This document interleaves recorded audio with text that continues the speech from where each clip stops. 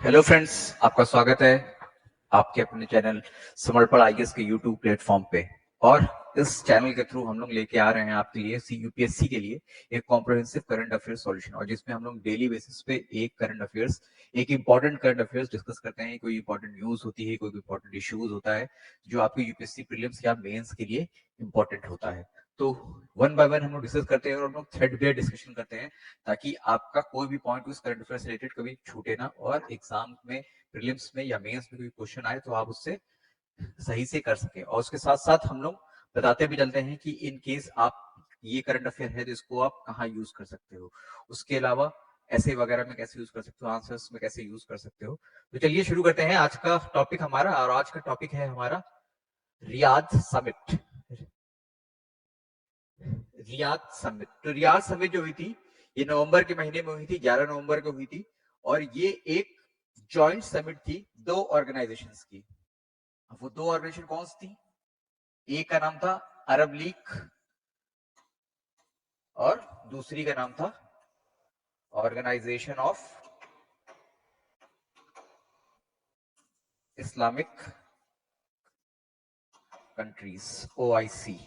ठीक है, तो इन दोनों के ही समिट हुई थी। अरब लीग के मेंबर्स थे। अब दोनों बारे में थोड़ा थोड़ा बता दिया जाएगा कि अरब लीग में कितने मेंबर्स हैं। बाकी जब हम लोग अरब लीग वगैरह को कभी डिस्कस करेंगे तब हम लोग इसकी सारी समिट्स वगैरह भी डिस्कस करेंगे, वैसे ही सेम ओआईसी पे। और अभी केवल जो ये समिट हुई थी ये इन दो मेंबर्स की, दो ऑर्गेनाइजेशन की हुई थी। Organisation for the Islamic countries, OIC, और दूसरा था आपका अरब लीग। इनके दोनों के कुछ मेंबर सेम भी हैं, कुछ मेंबर अलग भी हैं। और किस मुद्दे पे हुई थी, किस इशू पे हुई थी, तो आपको मालूम होगा कि पिछले साल 2023 से एक वॉर जारी है।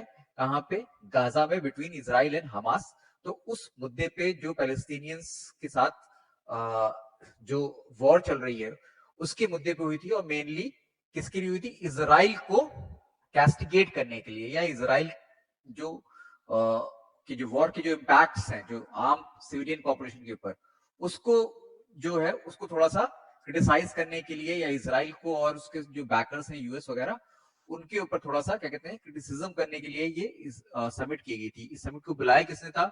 आपके जो एमबीएस हैं, क्राउन प्रिंस सऊदी अरेबिया के मोहम्मद बिन सलमान, उन्होंने बुलाया था अरब लीग और ओआईसी दोनों के मेंबर्स को। तो इसको होस्ट रियाद, रियाद आपको मालूम है कहाँ पे है? रियाद आपका सऊदी अरेबिया में ही है, तो वहीं से इसका नाम रियाद समिट पड़ा। और ये पैलेस्टीनियन क्वेश्चन को डिस्कस करने के लिए हुई थी।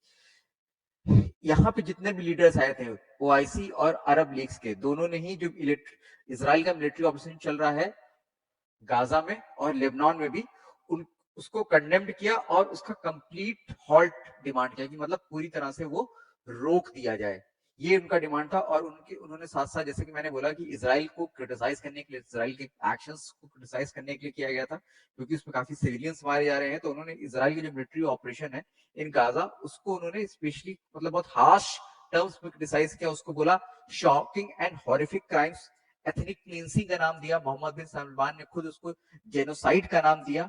और उन्होंने ये भी बोला कि जितना भी क्राइम ये इजराइल ने किया है, क्योंकि उनकी नजर में ये एक क्राइम है, एक वॉर क्राइम है, क्योंकि सिविलियन पॉपुलेशन के अगेंस्ट में इजराइल कर रहा है। तो उन्होंने उसके लिए एक इंडिपेंडेंट इन्वेस्टिगेशन कमेटी की मांग की, जो कि इंटरनेशनल हो, जिसमें इंटरनेशनल अलग अलग कंट्रीज के मेंबर हो। तो एक इंडिपेंडेंट इंटरनेशनल कमेटी की मांग की। ठीक है, और उन्होंने इसके साथ साथ ये भी मांग करी कि एक पैलेस्टीनियन क्या है, पैलेस्तीन जो है वो एक स्टेट नहीं है। तो उन्होंने इसके साथ साथ ये भी मांग की कि एक सॉवरेन इंडिपेंडेंट पैलेस्टीनियन स्टेट को स्टैब्लिश किया जाए। किसके बेसिस पे? आपका 4 जून 1967 से पहले जो पैलेस्टीन और इजराइल के बॉर्डर्स हुआ करते थे, उन बॉर्डर्स के हिसाब से टू स्टेट सॉल्यूशन को लागू किया जाए, और इजराइल और पैलेस्टीन को अलग अलग स्टेट बनेंगे। और वही बॉर्डर रहेगा जो 4 जून 1967 से पहले था, और जिसमें जो जेरूसलम थी, खासकर ईस्ट जेरूसलम, तो वो कैपिटल रहेगी पैलेस्टीन की। मतलब टू स्टेट सॉल्यूशन को लागू किया जाए और जेरूसलम को पैलेस्टीन की कैपिटल बनाया जाए। और ये क्या कहते हैं, जो अरब पीस इनिशिएटिव शुरू हुआ था 2002 का, उसके बेसिस पे, या उसकी जो डिक्लेरेशन थी उसके बेसिस पे, ये टू स्टेट सॉल्यूशन का निपटारा किया जाए, और उसके बेसिस पे दोनों स्टेट्स बनाए जाए। अब 4 जून 1967 की ही डेट क्यों उन्होंने चुनी? वो जानना इंपॉर्टेंट है कि वो ही डेट क्यों चुनी, उसके अलावा और कोई डेट भी तो हो सकती थी। तो आइए उससे पहले थोड़ा सा अरब लीग के बारे में जान लेते हैं।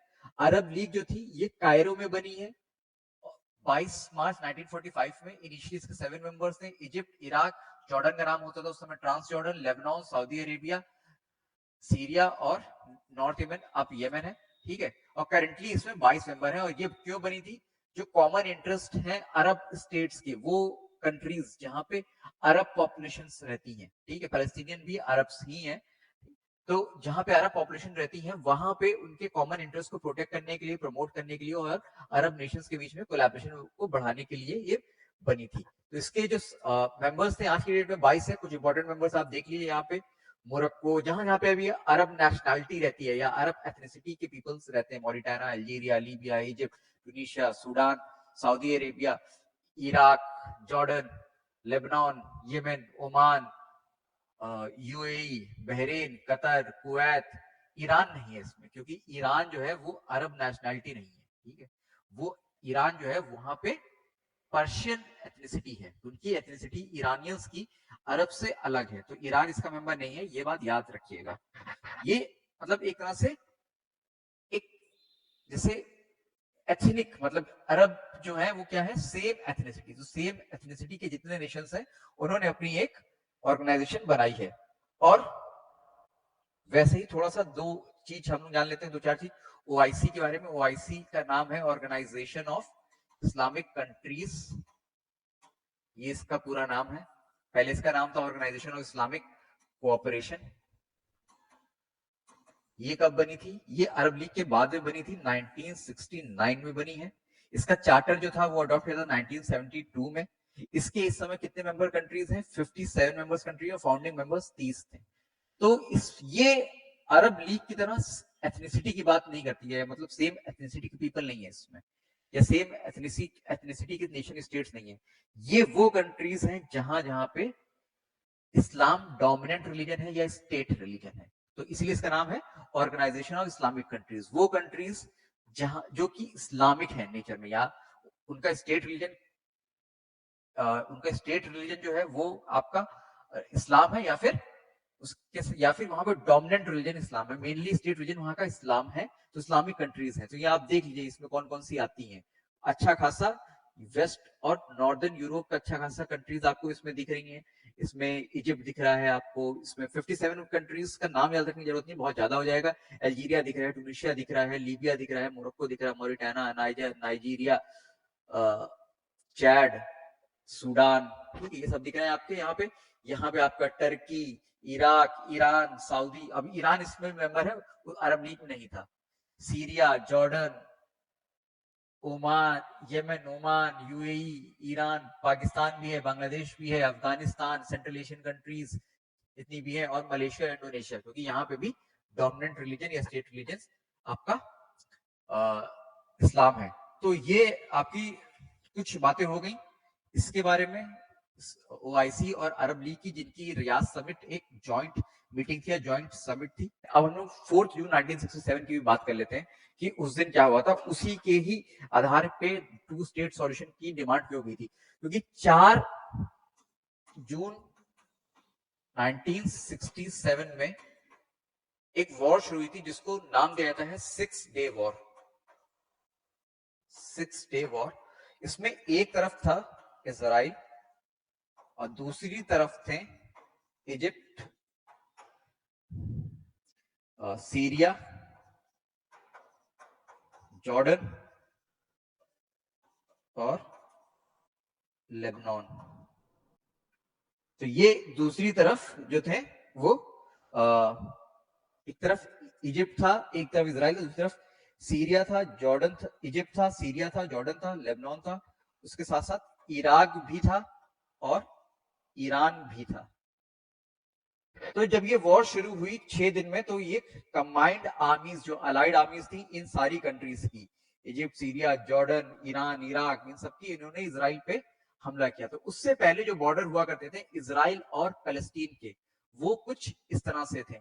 ये पूरा इजराइल है, ठीक है, और यहाँ पे आपका वेस्ट बैंक, जिस एरिया को हम लोग वेस्ट बैंक बोलते हैं, वो है। और वेस्ट बैंक और ये जो एरिया है जहां पे इस समय लड़ाई चल रही है, गाजा स्ट्रिप, ये दोनों मिलके पैलेस्टीन, इनको पैलेस्टीन बोला जाता था। लेकिन जब ये लड़ाई खत्म हुई, 6 दिन के अंदर जब खत्म हुई, तो इसमें जो लिखा है ग्रीन लाइन जो है ये आपकी पहले का, इस वॉर से पहले का बॉर्डर दिखा रही है। लेकिन इस वॉर में चूंकि इजराइल जीता और इजराइल ने आपको इजिप्ट को भी हराया, सीरिया को भी हराया, ईरान इराक सबको हराया और कुछ एरियाज अपने कब्जे में कर लिए। और जो एरियाज उसने अपने कब्जे में कर लिए वो था, उसने गाजा स्ट्रिप को फुली ऑक्यूपाई कर लिया, बाद में छोड़ भी दिया, और वेस्ट बैंक के भी कुछ एरियाज को उसने अपने कब्जे में ले लिया। ठीक है, जैसे ये आप यहाँ पे देखिए, यहाँ पे जो नीला नीला पार्ट दिख रहा है वो क्या है, Israel run security and civil affairs. और जहां पे ज्यादा डार्क है ये एरिया, यहाँ पे इजराइल सिक्योरिटी देखता है, पैलेस्टीनियंस जो है वो सिविल अफेयर्स देखते हैं। उसके अलावा जो ये है हल्का ऑरेंज, उसमें पैलेस्टीनियंस दोनों सिविल और सिक्योरिटी अफेयर्स दोनों को ही देखते हैं। तो इसका मतलब ये है कहने का कि इजराइल ने वेस्ट बैंक को भी अपने कब्जे में कर लिया। उसके साथ साथ यहाँ पे एक एरिया दिख रहा है वो गोलन हाइट्स, ये सीरिया का हुआ करता था पहले, लेकिन अब इस वॉर के बाद इजराइल ने इस गोलन हाइट को भी अपने कब्जे में कर लिया और आज तक वापस नहीं दिया है। और इजिप्ट का ये वाला एरिया, इसको सिनाई पेनिनसुला बोलते थे, इसको भी अपने कब्जे में कर लिया था, लेकिन बाद में इजिप्ट को वापस कर दिया। तो ये इस वॉर की अहमियत है। 4 जून 1967 की अहमियत है, क्योंकि इस डेट पर जो बाउंड्री थी इजराइल और पैलेस्टीन की, उस बाउंड्री के आधार पे ही दोनों स्टेट का, दो स्टेट अलग अलग बनने चाहिए, जो कि आज की डेट में नहीं पॉसिबल है, क्योंकि ये बाउंड्रीज बदल गई हैं। गाजा की तो थोड़ी बहुत वैसी ही है, लेकिन वेस्ट बैंक पे इजराइल काफी हद तक उसने अपने जूइश सेटलमेंट्स बना लिए हैं। तो उसमें काफी जगह, जैसे आपको मैंने बोला कि ये नीले वाले हैं, ठीक है, ये सेटलमेंट्स, ये सब उसने अपने सेटलमेंट्स बना लिए हैं, आउटपोस्ट बना लिए हैं, और साथ साथ जेरूसलम भी अपने ही कब्जे में, अपने कंट्रोल में ले लिया है। तो अगर इन बॉर्डर्स पे, जो आज की डेट में जो बॉर्डर स्टैंड करता है दोनों के बीच में, इजराइल और फलस्तीन, अगर इस बॉर्डर में बनाया जाए तो अरब कंट्रीज को आज के बॉर्डर्स पे ये स्टेट मंजूर नहीं है। इजराइल तो ये कहता है कि हमको इंडिपेंडेंट पैलेस्टीनियन स्टेट ही मंजूर नहीं है। तो ये आपकी 4 जून 1967 की डेट की इंपॉर्टेंस होगी कि उस दिन क्या हुआ था। उस दिन 6 डे वॉर शुरू थी, और उस वॉर से शुरू होने से पहले जो बॉर्डर्स थे, बाउंड्रीज थी इजराइल और पैलेस्टीन की, अरब स्टेट्स बोलते हैं या इस्लामिक कंट्रीज बोलती हैं कि उस बॉर्डर के आधार पर दो स्टेट का सॉल्यूशन होना चाहिए। अभी समिट की सिग्निफिकेंस क्या है? सिग्निफिकेंस ये है कि कुछ साल पहले, मतलब रिसेंट ईयर्स में क्या हुआ है कि जो अरब कंट्रीज हैं या इस्लामिक कंट्रीज हैं, उन्होंने एक विलिंगनेस शो की है अपने टाइज और अपने डिप्लोमेटिक रिलेशंस को इंप्रूव करने के लिए इजराइल के साथ। पहले वो इजराइल को मानते ही नहीं थे, कोई डिप्लोमेटिक रिलेशन इजराइल को एक कंट्री मानते ही नहीं थे, और उन्होंने ये किया है, और साथ में पैलेस्टीनियन क्वेश्चन को या पैलेस्टीनियन इशू को बाईपास कर दिया। मतलब उसकी बात की, पहले उन्होंने अपनी जो रिलेशन से इजराइल के, इस बात के ऊपर निर्भर कर रखे थे कि पैलेस्टीन एक इंडिपेंडेंट सॉवरेन स्टेट बने, फिर इजराइल के साथ हम अपना रिलेशंस को नॉर्मलाइज करेंगे, टाइज को नॉर्मलाइज करेंगे, जो कि एक proper country to country ties होते हैं। लेकिन अभी रिसेंट टाइम में इस चीज को देखा गया कि अरब कंट्रीज थोड़ा सा इस चीज को डाइल्यूट कर रहे हैं। वो अपने 2 स्टेट सॉल्यूशन की डिमांड को डाइल्यूट कर रहे हैं, पैलेस्टीन क्वेश्चन को बाईपास करके वो इजराइल के साथ अपने रिलेशंस, अपने संबंध सुधार रहे हैं, और जो अरब पीस इनिशिएटिव था उसकी जो स्पिरिट थी उसको भी डाइल्यूट कर रहे हैं, क्योंकि अरब पीस इनिशिएटिव ही बोलता था कि वो आप 2 स्टेट सॉल्यूशन पहले इंप्लीमेंट करो, बाद में इजराइल को हम रिकॉग्नाइज करेंगे, अरब कंट्रीज रिकॉग्नाइज करेंगे। अरब पीस इनिशिएटिव जो है, 2-4 लाइन उसके बारे में भी जान लेते हैं कि अरब पीस इनिशिएटिव क्या था। ये एक सऊदी अरेबिया का इनिशिएटिव था, इसलिए इसको सऊदी इनिशिएटिव भी बोलते हैं। और ये इजराइल के साथ अरब वर्ल्ड के रिलेशंस को नॉर्मलाइज करने के लिए एक इनिशिएटिव था, लेकिन बदले में क्या मांगता था ये इजराइल से कि फुल विड्रॉल होगा of Israel by Israel from the occupied territories. जैसे वेस्ट बैंक को ऑक्यूपाइड टेरिटरीज, गोलन हाइट को ऑक्यूपाइड टेरिटरीज बोलते हैं, क्योंकि वो अरब कंट्रीज की हैं, तो उनसे वहां से इजराइल का फुल विड्रॉल होगा ऑक्यूपाइड टेरिटरी से। जो आज तक 1948 से लेके 1948, 1967, 1973 और उसके बाद भी क्या अभी जो 2023 उससे पहले भी जितने भी इजराइल और पैलेस्टीनियंस के बीच में कॉन्फ्लिक्ट्स हुए हैं, उसमें क्या हुआ है कि जो इजराइल के जो पैलेस्टीन के लोग हैं जो वो रिफ्यूजीज बन गए, और रिफ्यूजीज बन के वो अलग अलग कंट्रीज में, जॉर्डन में, लेबनान में, सीरिया में और सऊदी अरेबिया में, इजिप्ट में रहते हैं, और इसके बाहर भी रहते हैं, यूरोप वगैरह में भी रहते हैं। तो पैलेस्टीनियन रिफ्यूजी प्रॉब्लम्स का जस्ट सेटलमेंट होना चाहिए। मतलब जो अपने घर से बेघर हो गए हैं इन पिछले 70 सालों में वॉर की वजह से, उनका भी जस्ट सेटलमेंट होना चाहिए रिफ्यूजी प्रॉब्लम का। और independent and sovereign Palestinian state का एस्टैब्लिशमेंट होना चाहिए with East Jerusalem as its capital. East Jerusalem को एज इट्स कैपिटल। और जो अरब जो वर्ल्ड यूज करते हैं ईस्ट जेरूशलम के लिए वो है अल कुद्स। ठीक है, कि अल कुद्स को कैपिटल बनाना चाहिए, वो और कुछ नहीं, ईस्ट जेरूशलम ही है। और ये अरब लीग ने, सऊदी अरेबिया ने इनिशिएट किया था, और इसको अरब लीग ने एंडोर्स किया था अपने बेरूट समिट में, जो कि 2002 में हुई थी। इसलिए अरब इनिशिएटिव 2002 में शुरू हुआ था। कहां पे? बेरूट में समिट हुई थी अरब लीग की, और वहां से अरब पीस इनिशिएटिव शुरू हुआ कि इन ये मुद्दे सॉल्व हो तो अरब इजराइल के साथ पीस स्टैब्लिश की जाए। लेकिन इजराइल ने इन शर्तों को माना नहीं, तो कोई पीस स्टैब्लिश मतलब एज सच हो नहीं पाई। लेकिन बाद में क्या हुआ? बाद में ये हुआ कि इजराइल कि जो फलस्तीन का क्वेश्चन था, क्योंकि यहाँ पे फलस्तीन का क्वेश्चन सबसे इंपॉर्टेंट है कि इंडिपेंडेंट फलस्तीनियन स्टेट बनेगा, उस ईस्ट जेरूशलम इज कैपिटल, और ईस्ट जेरूशलम आज की डेट में इजराइल के हाथ में है। जो रिफ्यूजीज हैं उनकी प्रॉब्लम सॉल्व करो, full withdrawal of by Israel from the occupied forces. लेकिन इस बाद में अरब कंट्रीज में ये विलिंगनेस दिखी कि वो इस फलस्तीन के क्वेश्चन को बाईपास करने के लिए तैयार है, और इजराइल से नॉर्मल रिलेशन फिलिस्तीन को बिना बीच में लेके आए स्टैब्लिश करना चाहते हैं। तो 2020 में यूएस के अंडर में क्या हुआ? 2020 में यूएस के अंडर में कुछ अकॉर्ड साइन हुए। एक तरफ इजराइल था और दूसरी तरफ कुछ अरब कंट्रीज थी या मुस्लिम कंट्रीज थी, और उन मतलब इन कंट्रीज ने अपने जो टाइज थे नॉर्मलाइज किए इजराइल के साथ। ये जो एग्रीमेंट साइन किए डिप्लोमेटिक रिलेशन स्टैब्लिश करने के लिए आपस में, तो इन कंट्रीज ने जो रिलेशन या एग्रीमेंट साइन किया इजराइल के, इनको नाम दिया जाता है अब्राहम अकॉर्ड्स, और ये यूएस के अंडर में किए गए थे। तो कौन कौन कंट्री थी जिन्होंने अपने रिलेशन स्टेबलाइज किए थे, नॉर्मलाइज किए थे? यूएई थी, बहरीन थी, मोरक्को थी, और सूडान थी।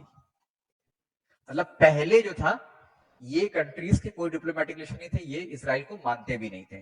पर आज अब्राहम अकॉर्ड्स के बाद इन्होंने इजराइल को मानना शुरू किया, रिलेशन नॉर्मलाइज किया, डिप्लोमेटिक रिलेशंस जो कंट्री टू कंट्री स्टैब्लिश होते हैं वो स्टैब्लिश किए। लेकिन पास्ट में क्या था? जब जब इजराइल ने किसी दूसरी अरब कंट्रीज के साथ अपने रिलेशन को नॉर्मलाइज किया है, तो बदले में कुछ ना कुछ कॉम्प्रोमाइज किया था।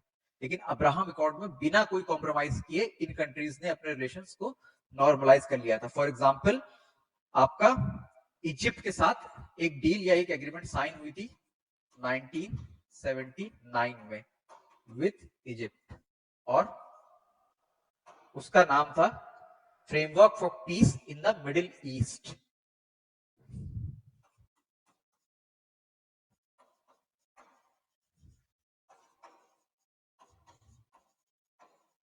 Framework for piece in the middle east. तो इसमें इजराइल ने क्या कॉम्प्रोमाइज किया था कि पहला जो सिनाई पेनिनसुला उनका, उन्होंने इजिप्ट का कब्जे में ले लिया था, इसको वापस किया, और साथ साथ उन्होंने ये बात मानी, क्योंकि जो गाजा को उन्होंने कंट्रोल कर रखा था, वेस्ट बैंक को कंट्रोल कर रखा था, उसको गवर्न भी वो लोग करते थे। लेकिन उन्होंने इस बात पे एग्री किया इस 1979 में इजिप्ट के साथ जो एग्रीमेंट हुआ कि एक autonomous Palestinian self governing authority बनाई जाएगी ऑक्यूपाइड वेस्ट बैंक में। और 1994 में जैसे 1979 में इजराइल के साथ हुए थे, वैसे ही इजराइल और जॉर्डन के रिलेशंस नॉर्मलाइज हुए थे। ठीक है, और उस एक एग्रीमेंट था इजराइल एंड जॉर्डन एग्रीमेंट, उसका दूसरा नाम था वादी अराबा ट्रीटी।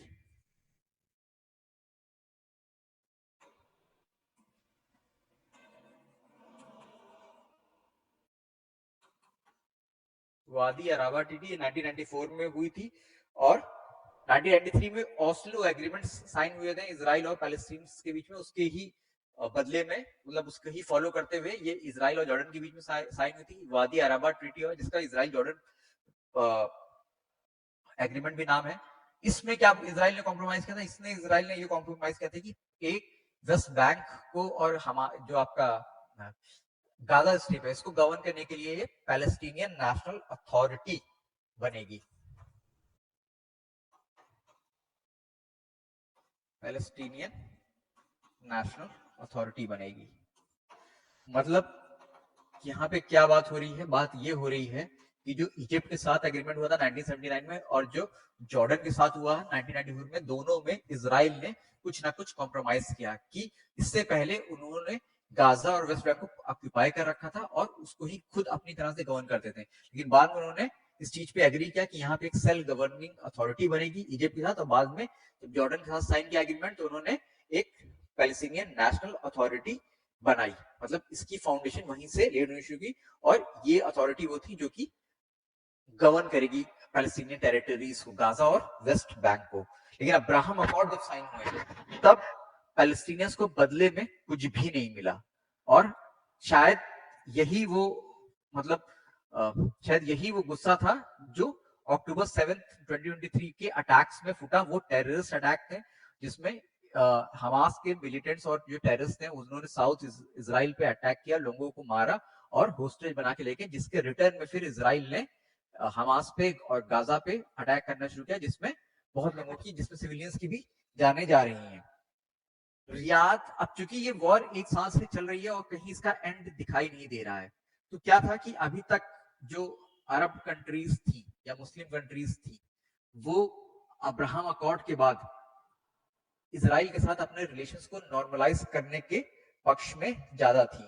ठीक है, वो इसलिए थी, अरब कंट्रीज जो थी वो उनका जो सऊदी अरेबिया, यूएई वगैरह ये सब, खासकर ये सब कॉशियस थी या फिर बोलो कॉशियस थी ईरान से और ईरान की बढ़ती हुई कैपेबिलिटी से, बढ़ती हुई उसकी डिफेंस कैपेबिलिटी से, क्योंकि उनको डर था कि ईरान आगे चल के न्यूक्लियर वेपन बना लेगा और वो एक जॉइंट डिफेंस शील्ड बनाना चाहते थे अगेंस्ट पोटेंशियल ईरानियन थ्रेट्स। अगर ईरान थ्रेट्स करेगा तो वो उसके लिए एक जॉइंट डिफेंसिव शील्ड बनाएंगे। और इस ईरान को रोकने के लिए, ईरान से बचने के लिए उनको इजराइल के साथ अपने रिलेशंस नॉर्मलाइज करने पड़ेंगे, अच्छे करने पड़ेंगे। लेकिन बीच में अक्टूबर 7 का अटैक आ गया और फिर इजराइल वॉर और हमास शुरू हो गई, जिसकी वजह से क्या हुआ कि इजराइल जो था अब वो रिलेंटलेस अटैक कर रहा है हमास को खत्म करने के लिए, लेकिन इसमें सिविलियंस ही मारे जा रहे हैं। तो जो वेस्ट एशिया का मूड है वो एंटी इजराइल हो गया है। पहले नहीं था ऐसा, इस वॉर से पहले कंट्रीज जो थी वो अपने रिलेशन नॉर्मलाइज कर रही थी इजराइल के साथ, लेकिन अब वो इजराइल के साथ अपने रिलेशन को नॉर्मलाइज करने के पक्ष में नहीं है। वो इजराइल को बोल रही है कि वॉर खत्म करो और इस साथ साथ, जैसे कि हमने देखा कि टू स्टेट सॉल्यूशन को लागू करो और एक independent and sovereign Palestinian state बनाओ। लेकिन इस समय जो सऊदी अरेबिया जो लीडर है, सऊदी अरेबिया अरब वर्ल्ड का लीडर बना रहता है, सऊदी अरेबिया और Arab world, broader Arab world जो है वो इस समय जो सेंटिमेंट्स है इजराइल के अगेंस्ट में लोगों में, कंट्रीज में, गवर्नमेंट्स में, पूरे अरब वर्ल्ड में, उसको नेग्लेक्ट नहीं कर सकते। और उसी की वजह से, क्योंकि एंटी इजराइल है, प्रो पैलेस्टीन है, जिसकी वजह से उन्होंने ये रियाद समिट बुलाई और इस भी नेग्लेक्ट नहीं कर सकते। और कितना गुस्सा है अरब वर्ल्ड में इजराइल के लिए वो इस बात से भी देखा जा सकते हैं कि मोहम्मद बिन सलमान ने, एमबीएस ने, जो ओपनिंग स्टेटमेंट था उसमें ही ये बोला था कि इजराइल जो है इस कमिटिंग जेनोसाइड इन गाजा।